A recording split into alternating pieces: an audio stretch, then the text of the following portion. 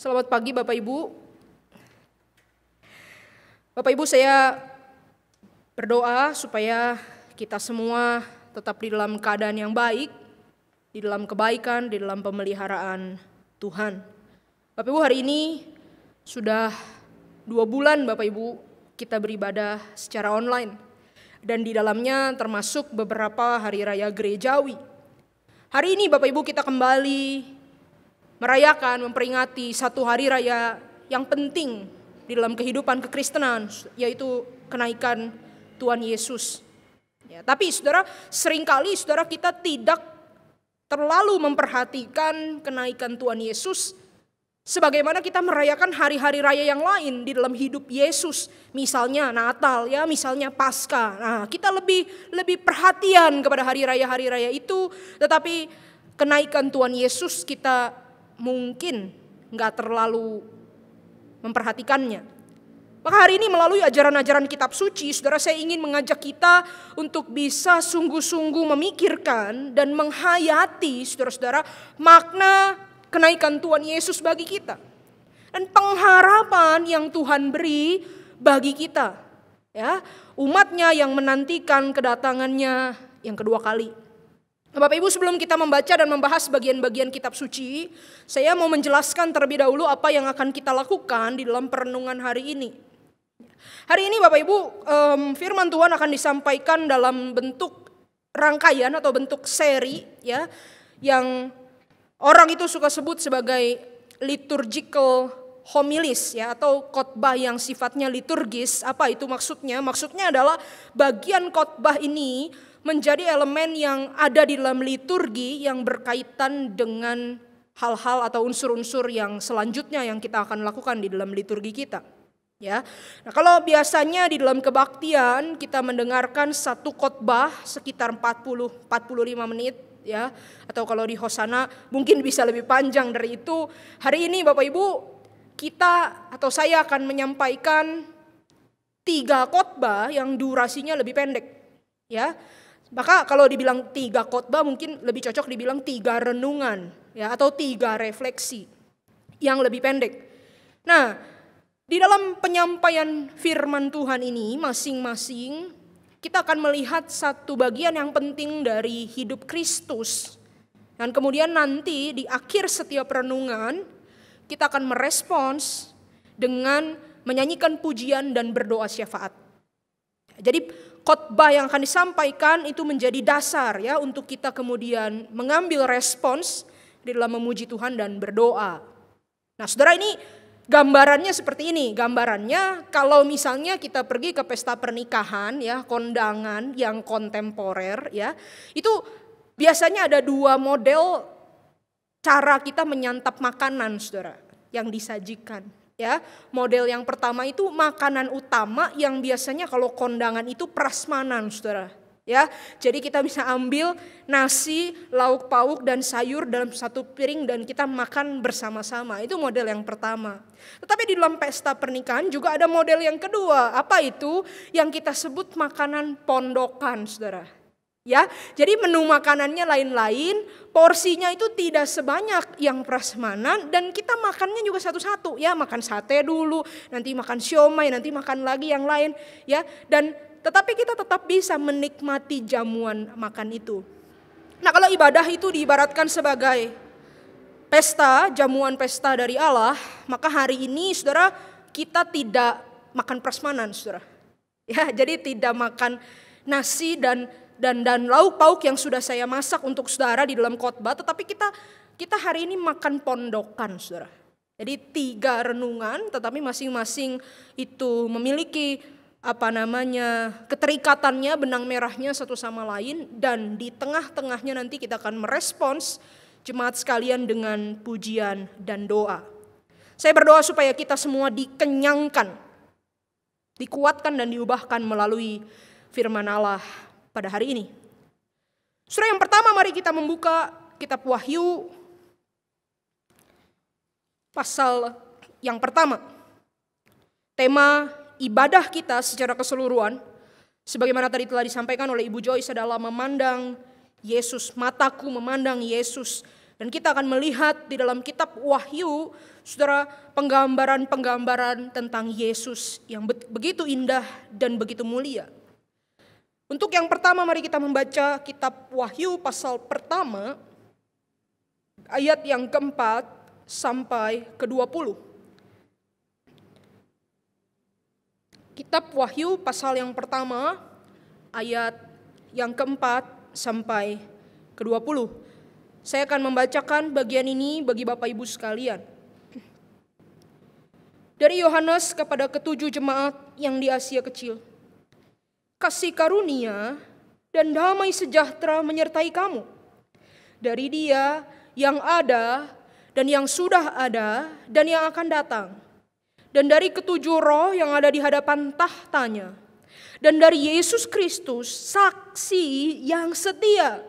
Yang pertama bangkit dari antara orang mati dan yang berkuasa atas raja-raja bumi ini. Bagi Dia yang mengasihi kita dan yang telah melepaskan kita dari dosa kita oleh darahnya. Dan yang telah membuat kita menjadi suatu kerajaan, menjadi imam-imam bagi Allah Bapanya.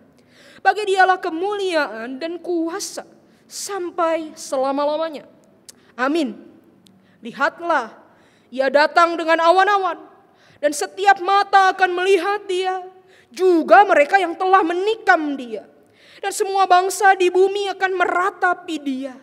Ya, amin.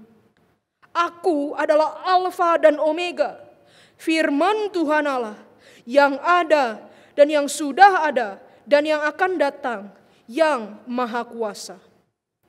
Aku, Yohanes, saudara dan sekutumu dalam kesusahan, dalam kerajaan dan dalam ketekunan menantikan Yesus, berada di pulau yang bernama Patmos oleh karena firman Allah dan kesaksian yang diberikan oleh Yesus. Pada hari Tuhan aku dikuasai oleh Roh, dan aku mendengar dari belakangku suatu suara yang nyaring seperti bunyi sangkakala. Katanya, apa yang kau lihat, tuliskanlah di dalam sebuah kitab dan kirimkanlah kepada ketujuh jemaat ini. Ke Efesus, ke Smyrna, ke Pergamus, ke Tiatira, ke Sardis, ke Philadelphia, dan ke Laodikia. Lalu aku berpaling untuk melihat suara yang berbicara kepadaku. Dan setelah aku berpaling, tampaklah kepadaku 7 kaki dian dari emas. Dan di tengah-tengah kaki dian itu ada seorang serupa anak manusia, berpakaian jubah yang panjangnya sampai di kaki, dan dadanya berlilitkan ikat pinggang dari emas. Kepala dan rambutnya putih bagaikan bulu yang putih metah, dan matanya bagaikan nyala api. Dan kakinya mengkilap bagaikan tembaga membara di dalam perapian. Suaranya bagaikan desau air bah. Dan di tangan kanannya ia memegang 7 bintang. Dan dari mulutnya keluar sebilah pedang tajam bermata 2. Dan wajahnya bersinar-sinar bagaikan matahari yang terik.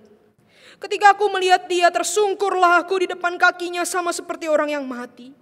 Tetapi Ia meletakkan tangan kanannya di atasku lalu berkata, jangan takut, aku adalah yang awal dan yang akhir dan yang hidup. Aku telah mati namun lihatlah aku hidup sampai selama-lamanya dan aku memegang segala kunci maut dan kerajaan maut. Karena itu tuliskanlah apa yang telah kau lihat, baik yang terjadi sekarang maupun yang akan terjadi sesudah ini.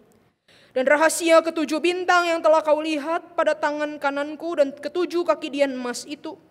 7 bintang itu ialah malaikat 7 jemaat, dan 7 kaki dian itu ialah 7 jemaat.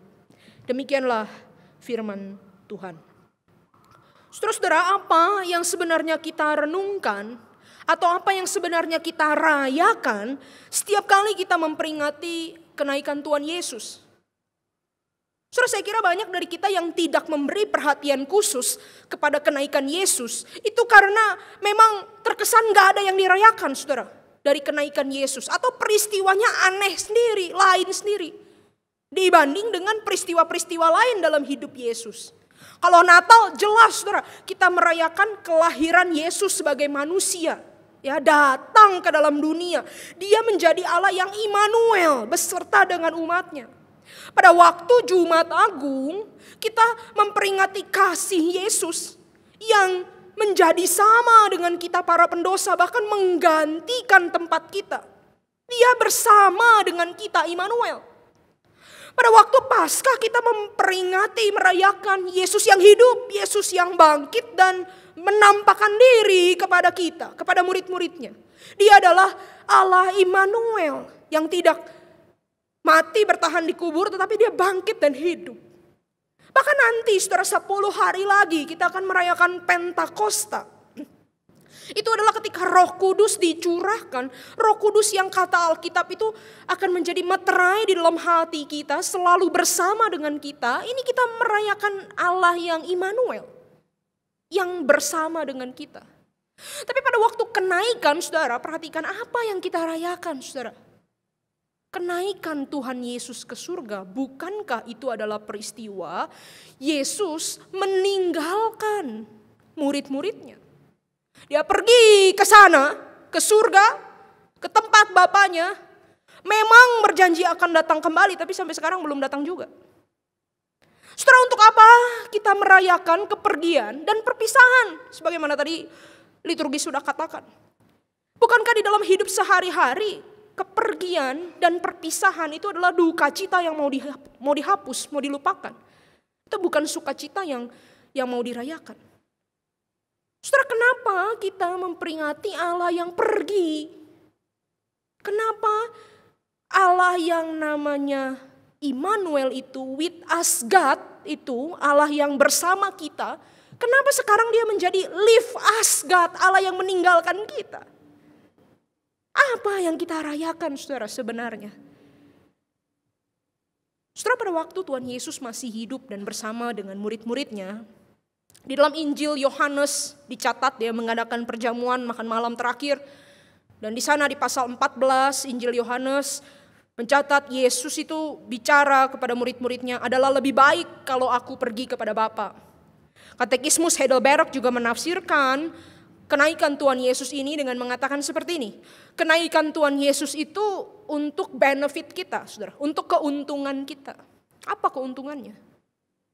Nah, pertanyaan ini saudara hanya akan bisa dijawab dengan satu pertanyaan lagi. Nah, ini saudara jangan bingung dulu ya, dikasih pertanyaan tapi terus dijawab dengan pertanyaan lagi. Pertanyaan yang penting adalah ini. Sekarang Tuhan Yesus ada di mana, saudara?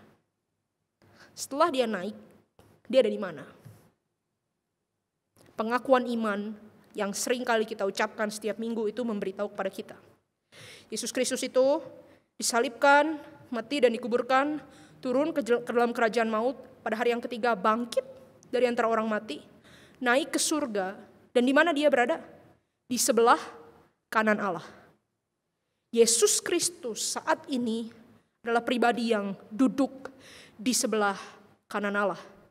Saudara, kita akan mengeksplor tentang ini, dan ketika kita mengerti apa yang Yesus kerjakan di sebelah kanan Allah, kita akan sungguh-sungguh memahami satu kebenaran bahwa kenaikan Yesus itu memang untuk kebaikan kita.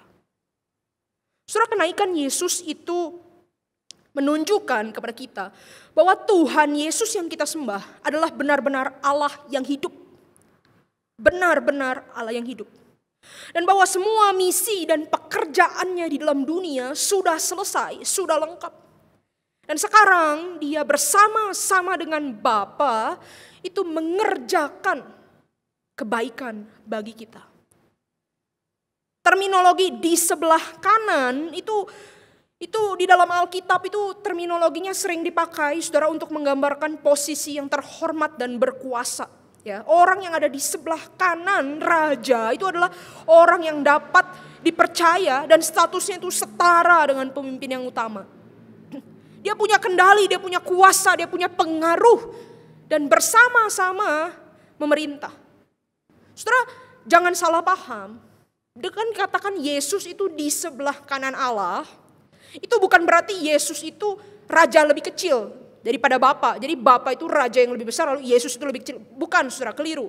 Tetapi justru kata di sebelah kanan Allah ini dipakai untuk menggambarkan apa? Yesus itu yang kita sembah, yang kita kenal mati dan bangkit, itu bukan manusia biasa. Tetapi dia benar-benar Allah itu sendiri. Sehingga saudara, kita akan melihat di sini bahwa peran Yesus di sebelah kanan Allah Bapa adalah peran yang sangat penting bagi kehidupan saudara dan saya sebagai gereja Tuhan. Ya. Saudara, pada hari ini kita akan belajar seluruh 3 khotbah pada hari ini diambil dari teks Wahyu, saudara.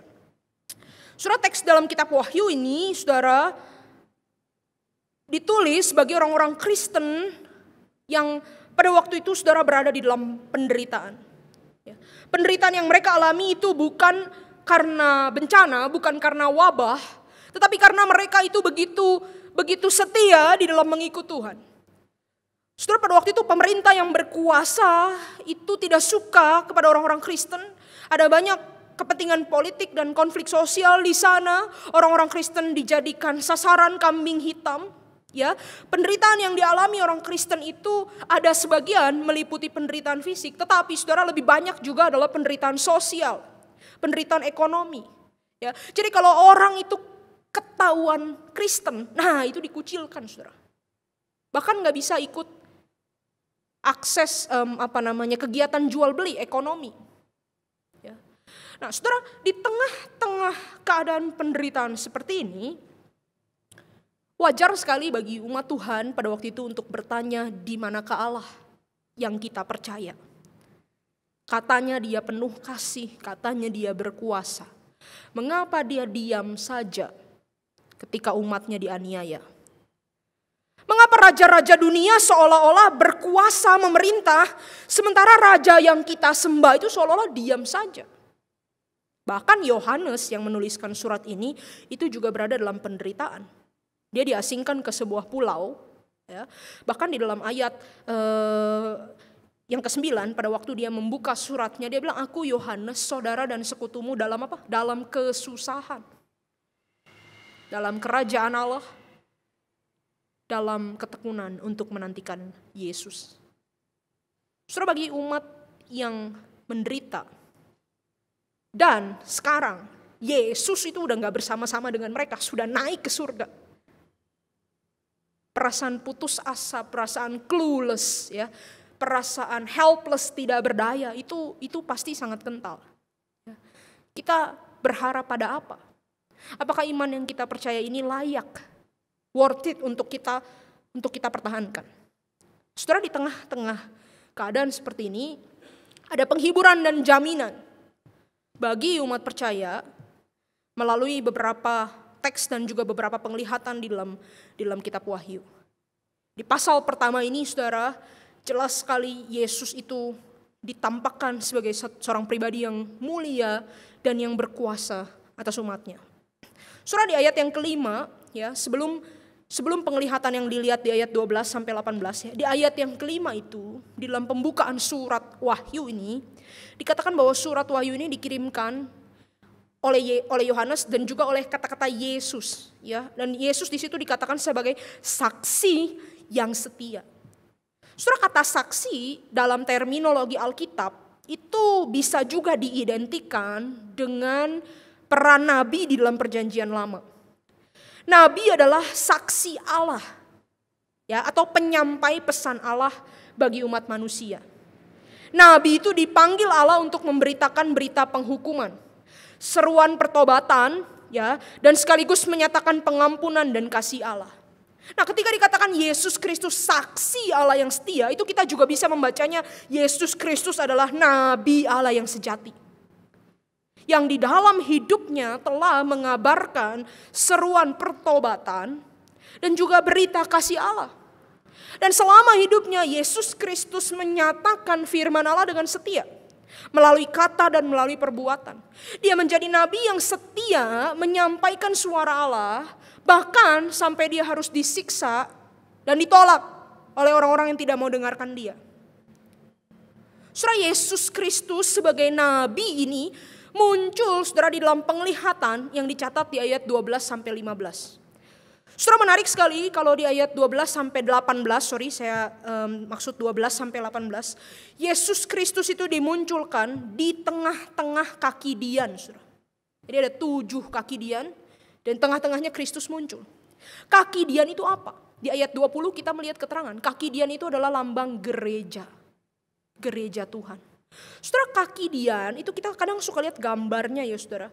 Kaki Dian itu adalah tempat lilin, tempat lampu. Ya, yang kalau ditaruh lilin atau lampu di kaki Dian itu akan menerangi seisi rumah yang gelap. Saudara, inilah gereja. Gereja Tuhan atau orang Kristen itu adalah kaki Diannya Tuhan di tengah dunia. Yang dipanggil Tuhan menyatakan cahaya Kristus, ya, menyatakan sinar terang bagi dunia yang penuh kegelapan. Tapi sekarang kaki Dian itu lagi goncang. Di dalam surat Wahyu tadi kaki Diannya rapuh, saudara. Apakah mereka bisa tetap bertahan? Apakah mereka bisa tetap bersinar?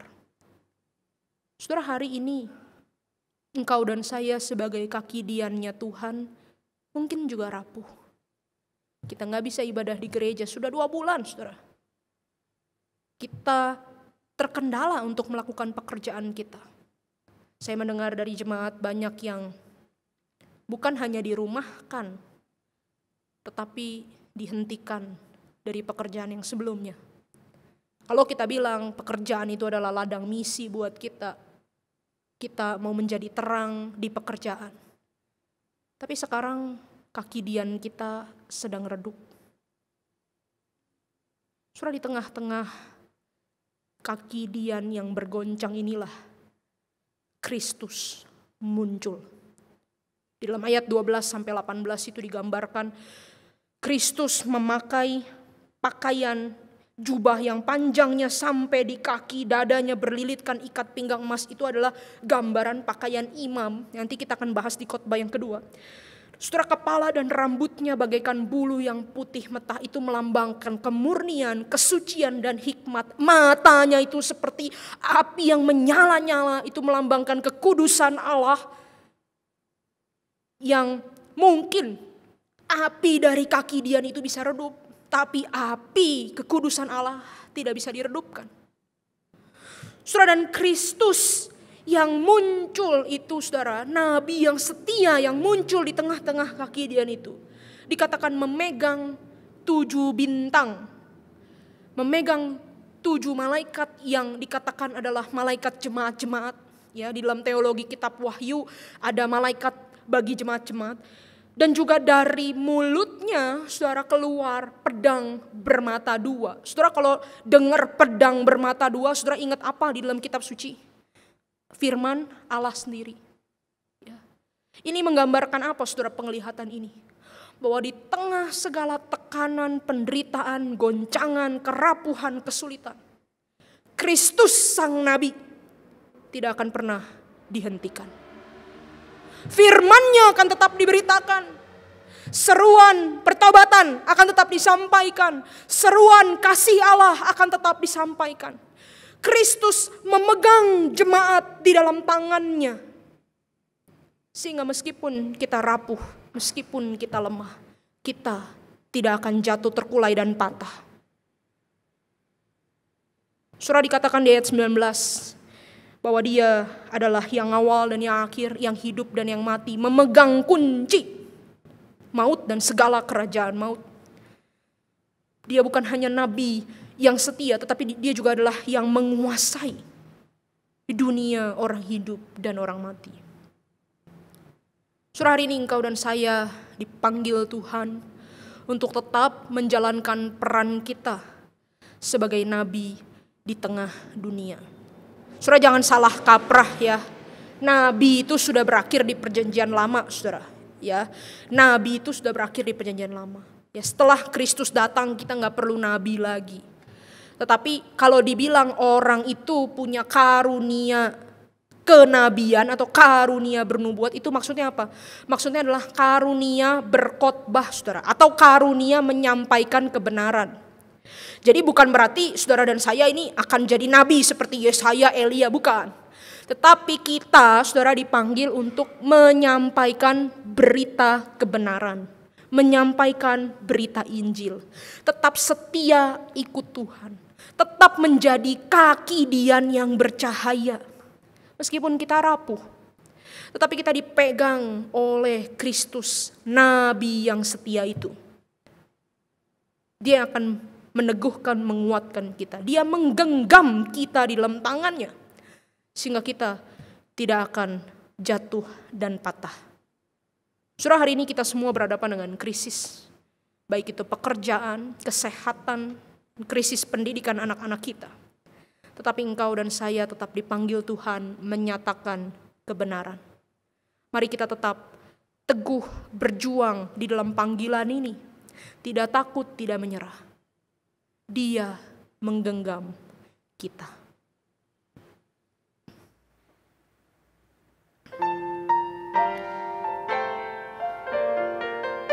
Mari merenungkan kebenaran firman Tuhan ini.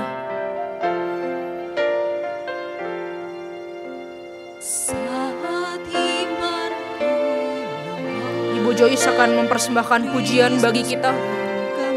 Saudara-saudara boleh berdoa.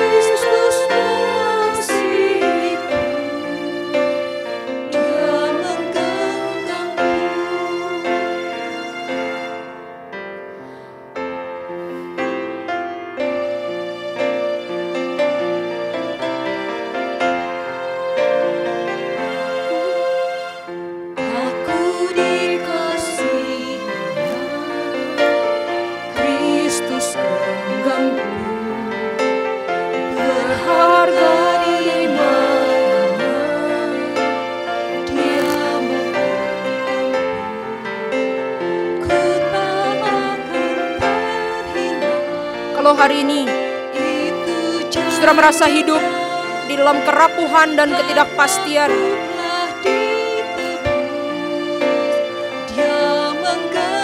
percayalah bahwa Dia menggenggam Anda dan saya.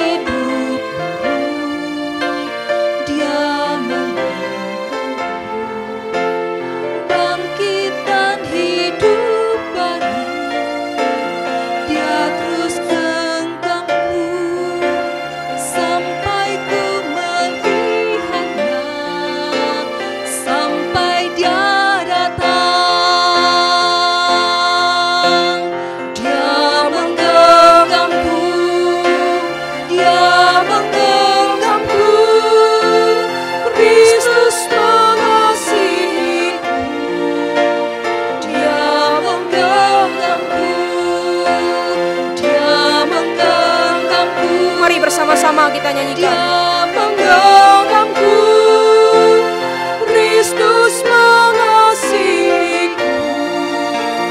Dia menggenggamku.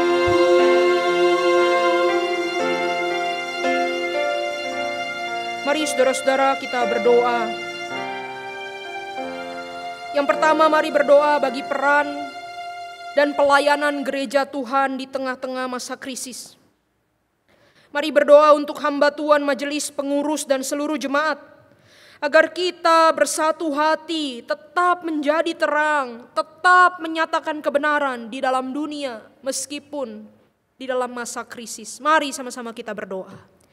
Tuhan, kami memohon agar Engkau menolong setiap kami, tubuh Kristus, jemaat-Mu, untuk kami boleh menjalankan peran kami sebagai kaki Dia di tengah dunia, membawa terang, menjadi penyampai kebenaran. Ketika hati kami gentar dan takut dengan berbagai krisis, ketika iman kami lemah, ya Tuhan, kuatkan kembali kasih kami.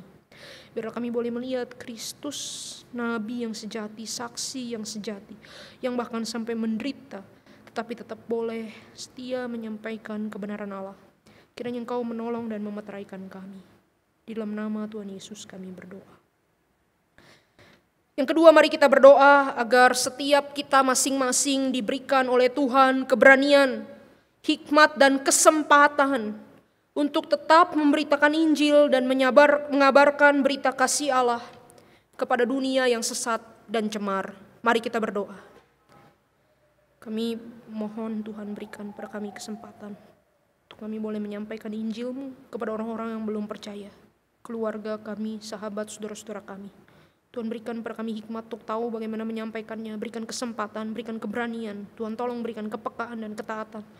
Tuhan biarlah berita Injil disampaikan, banyak orang ditarik kepada Kristus, khususnya ketika waktu sudah semakin mendekat.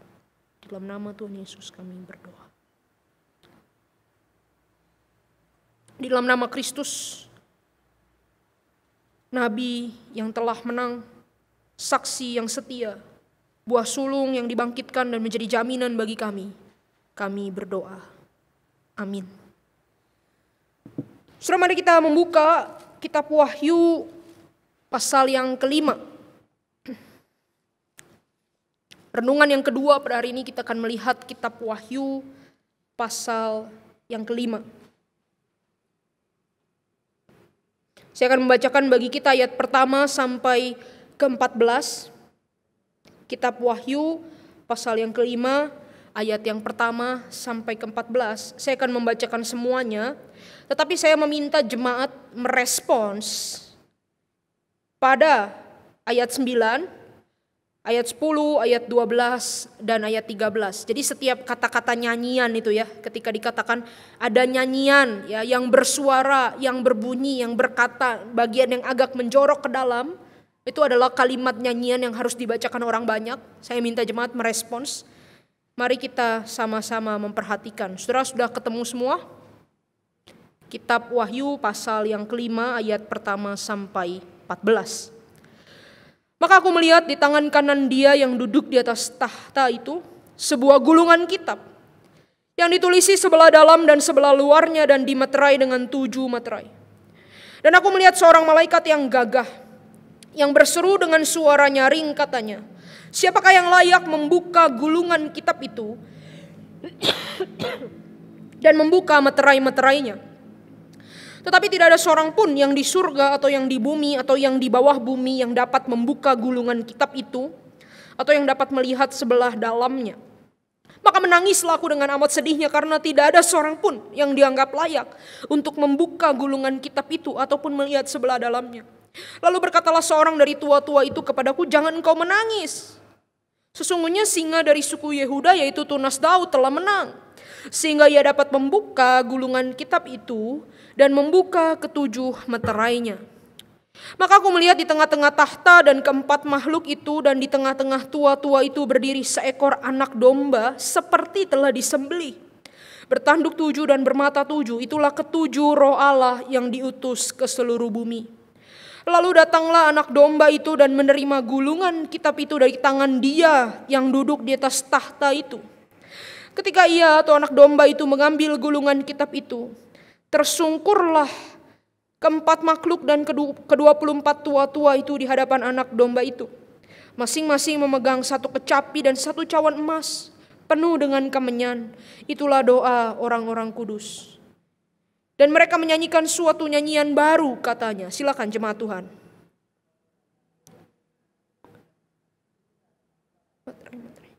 Karena engkau telah disembelih dan dengan darah-Mu engkau telah membeli mereka bagi Allah dari tiap-tiap suku dan bahasa dan kaum dan bangsa. Dan engkau telah membuat mereka menjadi satu kerajaan dan menjadi imam-imam bagi Allah kita. Dan mereka akan memerintah sebagai raja. Maka aku melihat dan mendengar suara banyak malaikat sekeliling tahta, makhluk-makhluk dan tua-tua itu.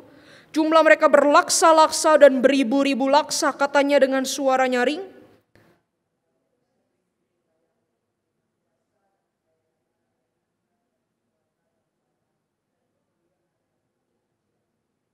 Dan aku mendengar semua makhluk yang di surga dan yang di bumi dan yang di bawah bumi dan yang di laut dan semua yang ada di dalamnya berkata,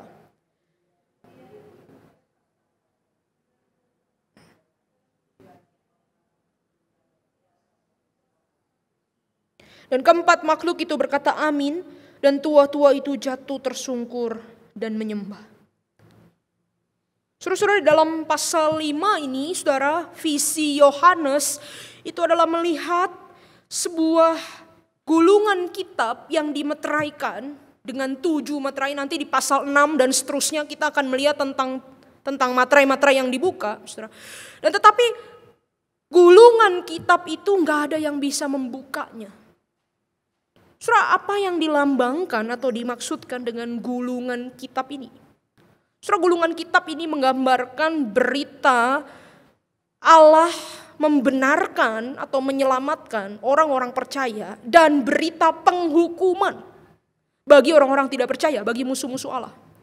Saudara, gulungan kitab ini hanya bisa dibuka di dalam pasal 5 ini oleh anak domba yang sudah disembelih. Saudara, pasti kita tahu anak domba yang disembelih itu gambaran siapa, saudara? Gambaran Kristus. Kristus adalah anak domba yang disembelih.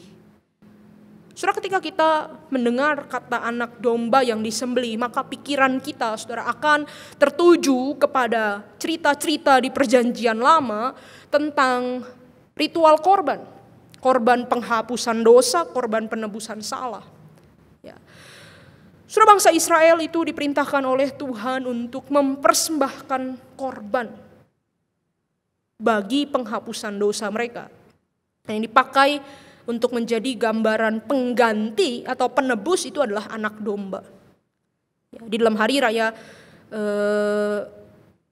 pendamaian misalnya, saudara, di dalam kitab Imamat itu dikatakan imam itu meletakkan tangan kepada kepala anak domba atau kambing jantan dan kemudian membacakan dosa-dosa pelanggaran Israel. Kemudian kambing domba itu dilepaskan, itu gambaran seperti dosa itu dilepaskan, saudara, pergi jauh dari kalangan umat Tuhan. Ya. Tetapi saudara, imam itu pun harus melakukan persembahan korban, saudara, dalam waktu-waktu tertentu, ya, mempersembahkan anak domba yang disembelih sebagai penghapusan dosa bagi umatnya dan menariknya, saudara, bagi dirinya sendiri. Imam harus mempersembahkan korban juga bagi dirinya sendiri. Kenapa? Karena dirinya juga adalah orang berdosa. Tetapi saudara, di dalam Alkitab kita mengenal anak domba yang disembelih, yang kita tahu adalah Kristus.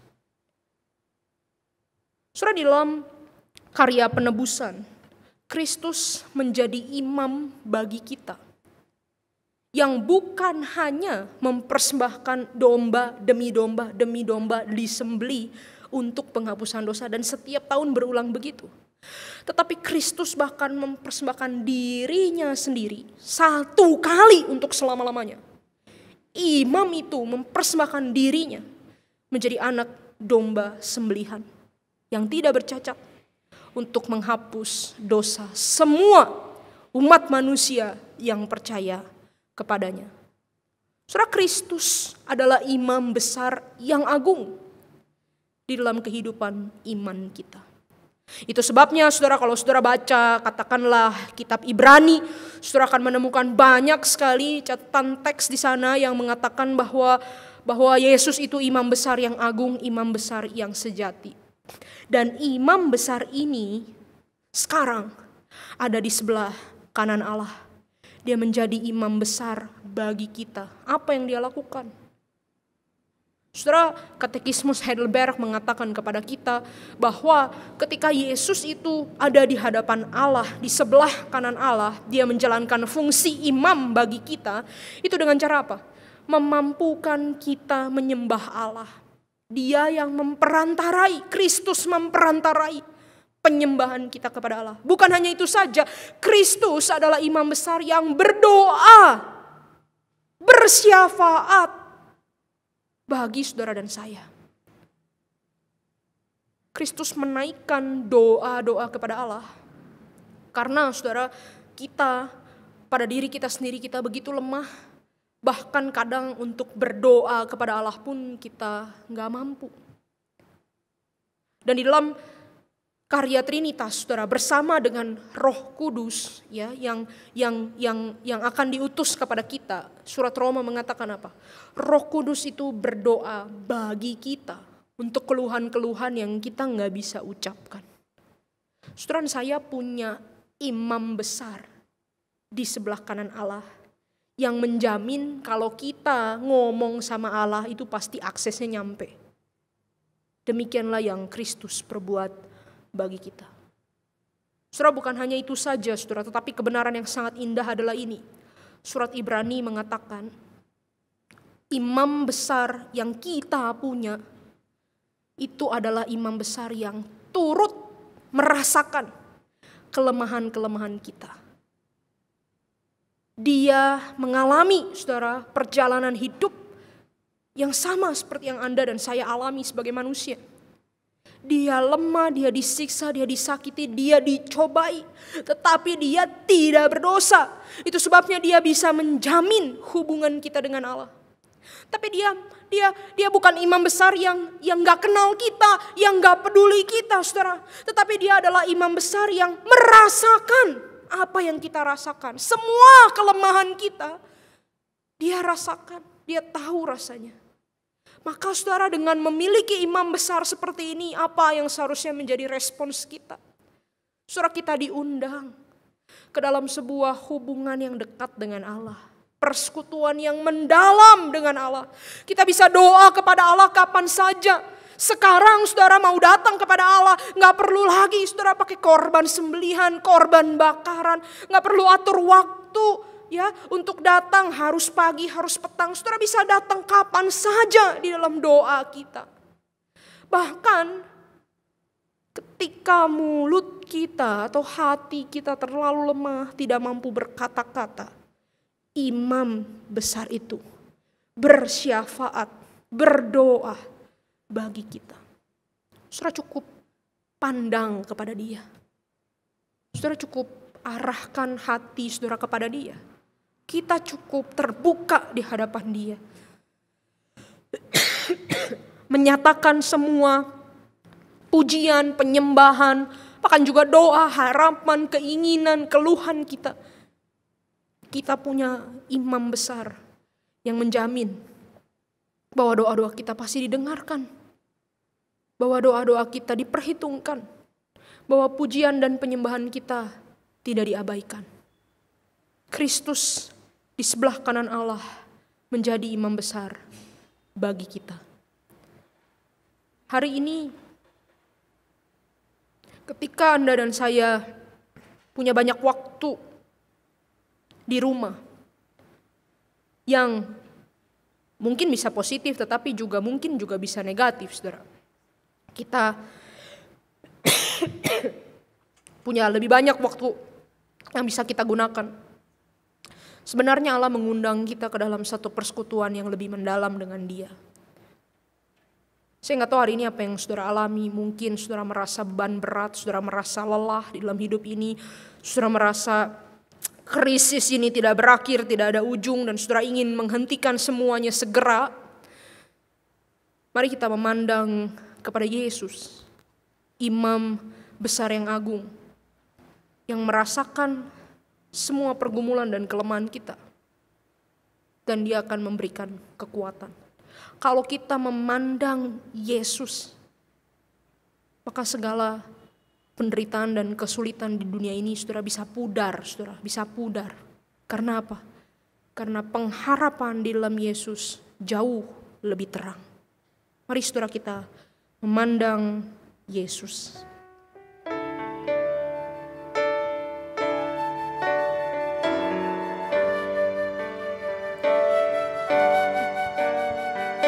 Lelah dan susahkah jiwamu? Pandanglah pada Yesus. Lelah dan susahkah jiwamu?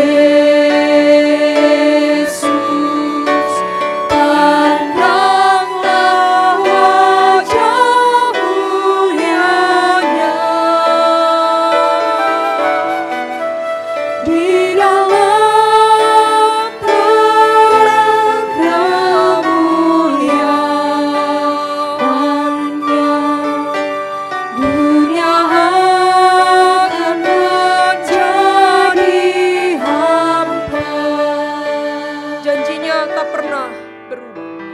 Janji-Nya tak pernah berubah.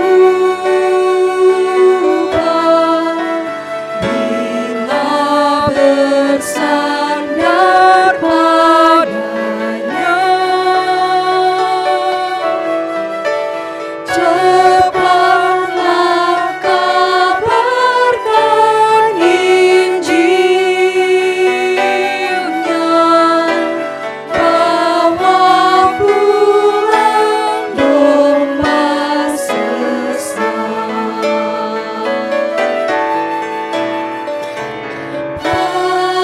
Pandanglah pada Yesus, pandanglah wajah mulia-Nya. Di dalam kemuliaan-Nya, dunia akan menjadi hampa. Mari kita berdoa, saudara, bagi hubungan pribadi kita dengan Tuhan. Ketika Anda dan saya punya banyak waktu di rumah pada saat ini, apakah kita sudah menggunakannya untuk merespons undangan Tuhan, untuk berelasi lebih dekat, mengenal Dia lebih dekat? Sehingga kita bisa seperti kata Ayub berkata, kalau dulu Tuhan hanya dari kata orang saja aku kenal Engkau, tetapi sekarang mataku sendiri melihat Engkau. Mari kita berdoa supaya kita dapat ditolong Tuhan bertumbuh di dalam hubungan pribadi dengan Tuhan. Mari kita berdoa. Tuhan, kami berdoa agar kami boleh bertumbuh di dalam mencari Tuhan. Tuhan, tolong kami setia di dalam disiplin rohani kami. Kami mencari Tuhan dan kami boleh menikmati hubungan kami dengan Tuhan. Kerjakanlah pertumbuhan itu di dalam kami, kiranya Roh-Mu menarik hati kami. Kiranya kami boleh berdoa, memuji Tuhan. Karena kami sudah punya imam besar yang menolong kami boleh datang kapan saja kepada Tuhan. Tuhan, terima kasih, kami berdoa di dalam nama Tuhan Yesus. Pada saat ini juga saya mau mengajak kita berdoa dengan hening, dengan tenang, masing-masing di dalam hati pribadi. Menyatakan kepada imam besar agung itu segala perasaan, keluhan, kebutuhan, harapan, pergumulan, saudara. Dia adalah Allah yang mengerti jauh kedalaman hati. Dan Dia bekerja bersama-sama dengan kita. Dia menolong kita. Dia mengasihi kita. Mari berdoa secara pribadi.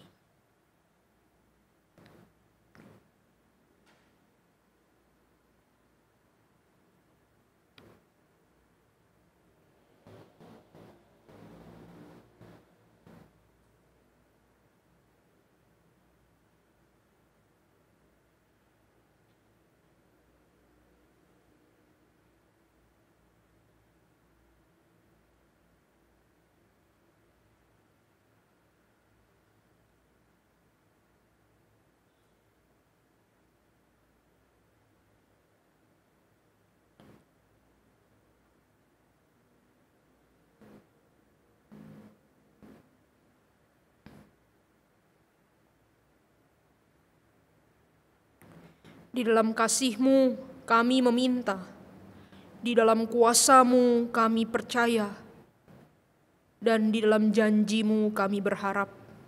Dengarkanlah doa kami Tuhan. Amin. Saudara, yang terakhir, mari kita membuka pasal 22 dari kitab Wahyu. Kitab Wahyu pasal 22 kita akan membaca ayat yang pertama sampai yang ke-6. Kitab Wahyu pasal 22 ayat pertama sampai ke-6. Saya akan membacakan bagi kita semua. Lalu Ia menunjukkan kepadaku sungai air kehidupan yang jernih bagaikan kristal dan mengalir keluar dari tahta Allah dan dari tahta Anak Domba itu di tengah-tengah jalan kota itu, yaitu di seberang menyeberang sungai itu. Ada pohon-pohon kehidupan yang berbuah 12 kali, tiap-tiap bulan sekali. Dan daun pohon-pohon itu dipakai untuk menyembuhkan bangsa-bangsa. Maka tidak akan ada lagi laknat. Tahta Allah dan tahta Anak Domba akan ada di dalamnya. Dan hamba-hambanya akan beribadah kepadanya. Dan mereka akan melihat wajahnya dan namanya akan tertulis di dahi mereka. Dan malam tidak akan ada lagi di sana. Dan mereka tidak memerlukan cahaya lampu dan cahaya matahari. Sebab Tuhan Allah akan menerangi mereka. Dan mereka akan memerintah sebagai raja sampai selama-lamanya. Surah kitab Wahyu menunjukkan kepada kita gambaran yang begitu mulia dari peran Kristus yang saat ini ada di sebelah kanan Allah. Kristus adalah nabi yang setia. Kristus adalah imam besar yang agung. Dan di dalam teks yang tadi kita baca, saudara, tentang langit dan yang baru dan bumi yang baru, tentang pemerintahan Allah, saudara, kita diperlihatkan Kristus itu akan datang kembali memerintah umatnya sebagai raja yang mulia. Saudara, gambaran kekristenan seringkali menggambarkan Kristus dengan tidak proporsional atau tidak seimbang, saudara. Di satu sisi kadang kita jauh lebih menekankan Kristus yang tersalib, Kristus yang menderita, saudara. Dan kadang kita katakanlah, saudara, mengelaborasi, saudara, menggambarkan penderitaan atau kematian Kristus dengan begitu hiperbolik. Kita menggambarkan Kristus yang terluka, yang menderita sengsara, yang sampai kita punya kesan, saudara, kesan Kristus tuh begitu kasihan, saudara. Sehingga ketika Jumat Agung kita seringkali mungkin menangis, meratap begitu ya. Karena apa? Karena iba, karena kasihan dengan Yesus yang menderita. Saudara, ini gambaran yang keliru sekali. Memang, saudara, ketika Yesus menebus Anda dan saya, dia sampai di titik terendah.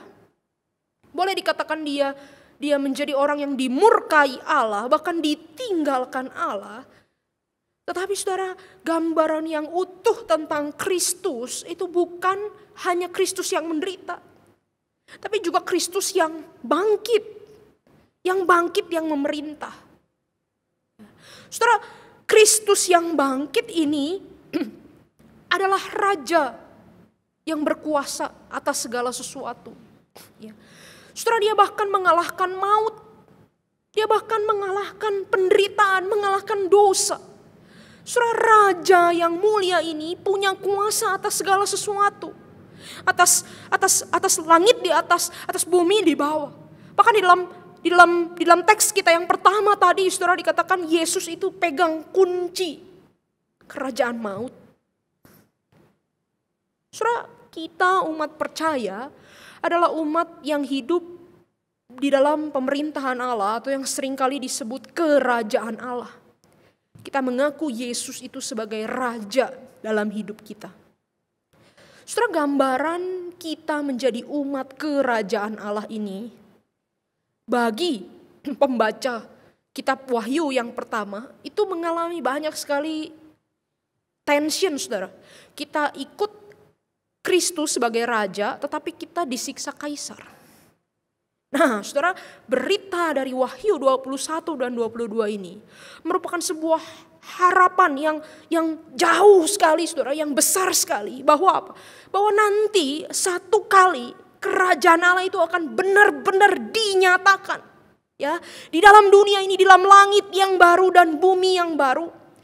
Kita hidup di dalam pemerintahan Allah itu secara fisik, saudara, kita dibangkitkan tubuh kita dan bersama-sama seluruh umat percaya kita menyembah Allah.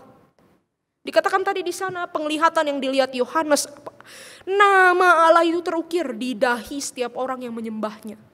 Nama Allah yang terukir itu melambangkan apa? Kepemilikan Allah atas umat. Bahwa Allah berkuasa atas semuanya.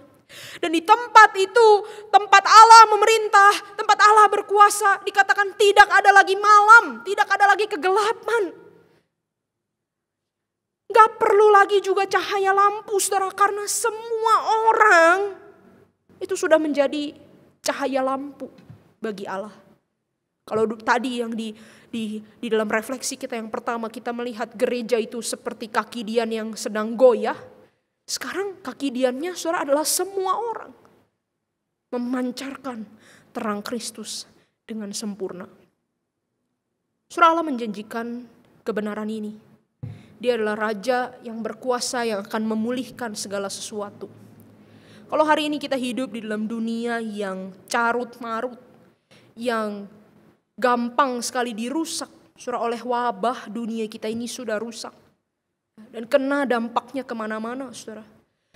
Saudara, di dalam keyakinan kita akan Kristus sebagai Raja, kita bisa percaya bahwa dari sana nanti Dia akan datang dan memulihkan segala sesuatu.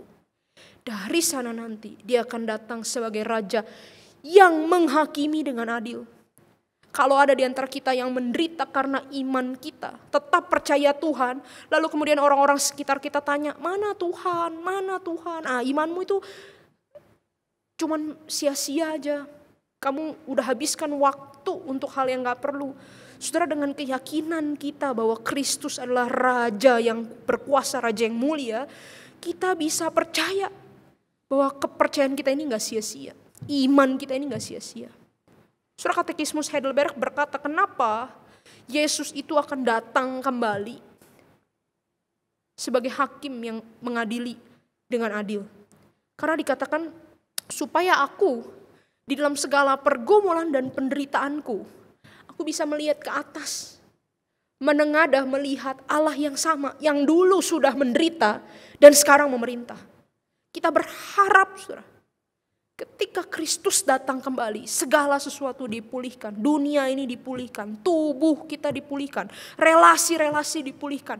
Kerajaan Allah hanya akan ada damai sejahtera, kasih, keadilan dan kebenaran di dalamnya. Enggak ada lagi sakit, penyakit, air mata, duka, cita. Surah ini undangan bagi kita untuk berjalan ke sana. Berjalan ke tempat Kristus akan menyatakan dirinya. Hari ini, saudara, ketika engkau dan saya hidup di dalam penantian akan Raja yang memerintah itu, mari kita menyatakan pemerintahan Allah melalui sikap hidup kita. Sikap hidup sebagai umat kerajaan Allah yang berbeda dari umat kerajaan dunia. Sikap hidup yang sabar dan tekun menanti-nantikan Allah. Sikap hidup yang berpengharapan. Ketika kita bilang Kristus adalah Raja kita yang mulia, maka dengan kata lain kita tunduk kepada Dia, kita taat kepada firman, kita tidak jadi raja dalam hidup kita. Meskipun hidup itu sulit, saudara, tetapi di dalam pengharapan ini, kesabaran ini, kita percaya satu kali Sang Raja datang, kita diangkat bersama-sama dengan Dia, kita dimuliakan bersama-sama dengan Dia, kita dipulihkan bersama-sama dengan Dia. Saudara, mau tiba pada saat itu? Mari saudara, kita memohon Tuhan menolong kita untuk bisa berjalan di dalam hidup iman ini, berjalan ke tempat yang lebih tinggi. Tempat kita akan bersama-sama dengan Kristus. Tempat kita akan terbebas dari segala ikatan dan godaan dunia ini. Kalau langkah kita mengiring Tuhan sudah mulai lelah, sudah mulai goyah, minta Tuhan tegakkan kembali. Mari kita pujikan. Ku jalan ke tempat tinggi, makin tinggi setiap hari. Meski lemah ku berdoa agar Tuhan memimpinku. Tuhan tegakkan kakiku dalam imanku.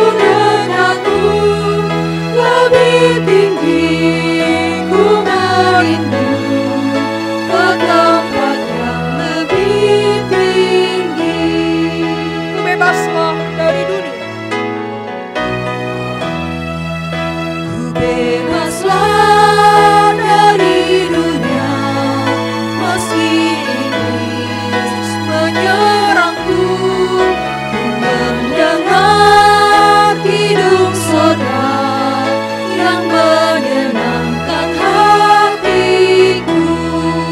Tuhan, tegakkan kakiku dalam imanku dekatmu. Lebih tinggi ku merindu ke tempat yang lebih tinggi.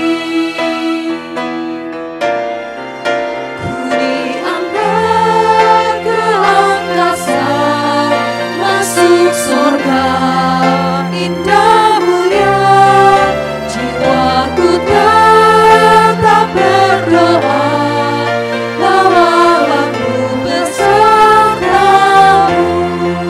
Tuhan, tegakkan kakiku dalam imanku dekatmu.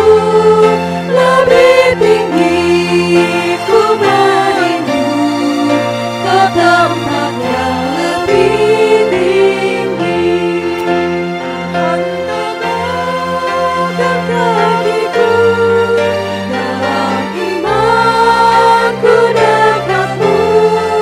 Lebih tinggi ku merindu ke tempat yang lebih tinggi. Saudara, mari ambil waktu secara khusus untuk berdoa bagi pemerintah yang ada di dunia ini, yang ada di atas kita, orang-orang yang berotoritas atas kita, supaya mereka dapat menjalankan tanggung jawab pemerintahan dengan jujur, dengan adil, mengutamakan kepentingan rakyat. Kita berdoa bagi pemerintah bangsa ini, bagi orang-orang yang kepadanya kita bekerja, kita bertanggung jawab. Mari saudara kita berdoa untuk pemerintah. Kami berdoa Tuhan untuk para pemerintah yang ada di dunia ini dalam segala tugas tanggung jawab mereka. Tolong mereka untuk jujur, untuk adil, untuk boleh menjalankan tugas dengan membela kepentingan rakyat dan tidak mencari keuntungan sendiri. Tuhan, jagai sertai keluarga mereka dalam segala pergumulan. Kami berdoa untuk pemerintah negara ini, untuk bos kami Tuhan, untuk orang-orang yang berotoritas atas kami. Kau memberkati, memelihara dalam nama Yesus. Yang terakhir saudara, mari kita berdoa supaya kita dapat hidup sebagai umat Allah yang taat, tunduk kepada Allah, menjadikan Dia raja atas seluruh aspek kehidupan kita. Sampai harinya kelak Dia dinyatakan sebagai raja yang mulia dan berkuasa secara kekal atas kita. Mari kita berdoa.